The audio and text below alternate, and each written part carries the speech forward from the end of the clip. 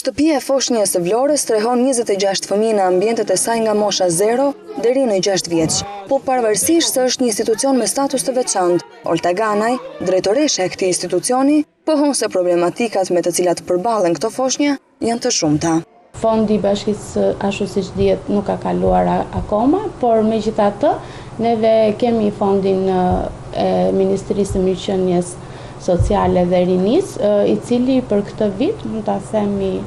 me krenari që është rritur dhe në sajt të kësaj rritjeve po arrim që të